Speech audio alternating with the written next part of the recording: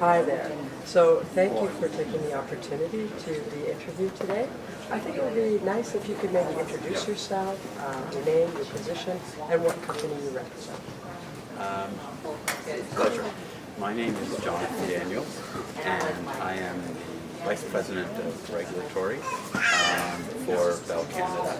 So here today I was representing Bell Canada, Bell Alliance, which provides services in the Maritimes, and also Northwest Tel, which provides service in the North. Okay, excellent. So you represent basically all three companies then, right? Are they subsidiary companies under Bell?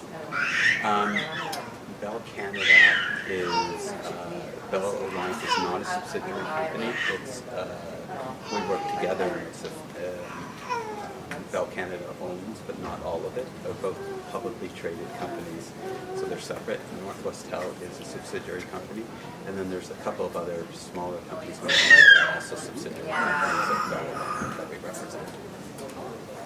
Okay, excellent. My next question is, you had an opportunity to present here at the CRTC hearing, and I was wondering, are you, was this meeting nervous for you, or were you, have you done this before? How did you feel when you were presenting? Any nervousness? I'm a little tired because we were working late and based on proceeding, but this is what I do. This is my job. I appear before the CRTC, so I consider myself that's my experience in appearing before the CRTC, and this is my third hearing this year before them. Okay, excellent. Wow, so it keeps you obviously really busy. Sometimes, but I enjoy it. Okay, and that's really important that you enjoy that work. The other thing is that when the commissioners were addressing questions, did you find that they were fairly easy, or were they quite difficult and challenging? I think the questions were, I think they were probing. They asked some very good questions as to trying to understand the model. There wasn't, I don't think that we had many surprises, but we had the advantage that we had seen other carriers like TELUS, and the cable companies had been before us, even NTS in the morning, so we had a very good idea of the kind of questions they were going to ask. It's sort of like the very first party who went on Monday never knows what they're going to get. The last party who goes on Friday will have a very good idea of what to expect. So. Exactly, yeah. So it helps with experience, obviously, because you get to be privy to the days before. I'm wondering, is it possible for you to summarize three of the top points that you really wanted to communicate to the CRTC today? And could you also describe the model that you had suggested around implementation in 2014, 2015, and then you had mentioned either some other proceedings up till 2020? Sure. So first off, in terms of what I say the most important thing that Bell Canada and Bell Alliance said today is that we told the CRTC that it was time for VRS, that we didn't have enough information to do VRS beforehand, to order it when they looked at this 5 years ago, but we now have enough information that we haven't been sitting and doing nothing for the last 5 years. We've been working with the accessibility groups, with a number of accessibility groups, to commission a report on how to make VRS work in Canada. And there's a very detailed report. I'm sure people who are following this have heard of the mission report. It's very detailed, and it lays out the steps that need to be taken. So what we did today is we took those steps and tried to put some dollars behind it in reality in order that we can get going. And basically said to the CRTC, it's time to start, not talk. So let's do it by giving money in 2014, setting up a budget to do it, to get started at $1 million in 2014, and then $4.3 million in 2015, which is how long will it take to get all the accessibility groups together to go and to put out and get all the information at various stages that need to happen. And so that was basically what we said today. As to your question, though, about what about 2016 to 2020? We firmly believe that it's going to take a few years to get enough interpreters to provide VRS service without undermining the interpreter pool in the rest of the community.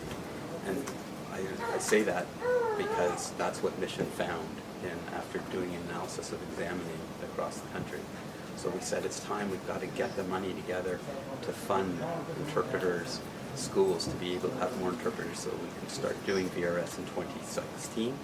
And as we launch VRS in 2016, that we don't do it harming the existing communities, so people can still go and have a doctor's appointment and get an interpreter for that, by expanding and helping interpreter agencies and schools be able to have more interpreters. So that was our package. I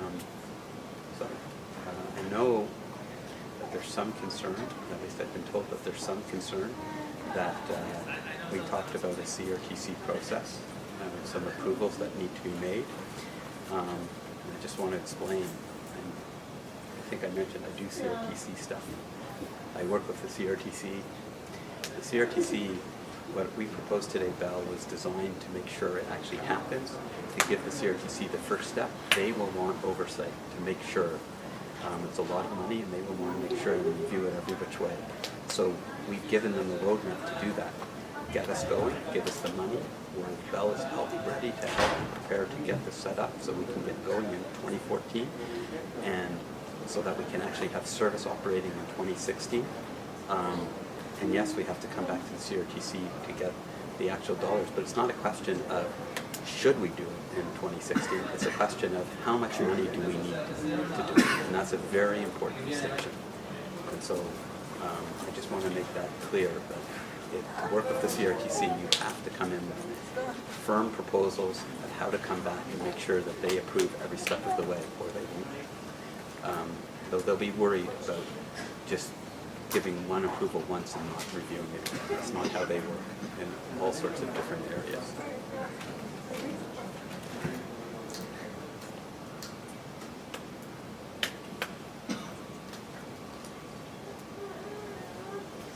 Wow.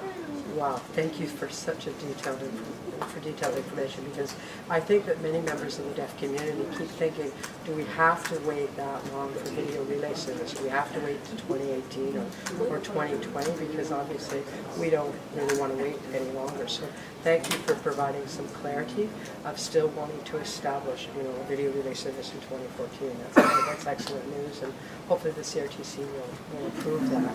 Now, I'm just curious, Jonathan, do you think that the CRTC will say yes to the feasibility of VRS in Canada? I certainly hope so, and I expect so, because I think we put a plan to do it that is doable, reasonable in every step of the way, that takes the first 2 steps in the next 2 years, so that you can actually have interpreters, VRS operating by 2016 in a way exactly like Mission said. And I know that's a long time in some ways for 2 years in terms of that, but compared to where we are, we've got to make sure we get there, but we get there in a way that it works with all the communities. And I think we have a plan. I think we have the answer, and I think they will agree with that. I'm confident. Excellent. Let's hope so. Let's hope so. So VRS now, right? Let's say it. Excellent. VRS now. Thank you for taking the time to interview with us. Great. Thank you. Thank you very much. Thank you. Great. Thank you. Thank you. Very much. Thank you.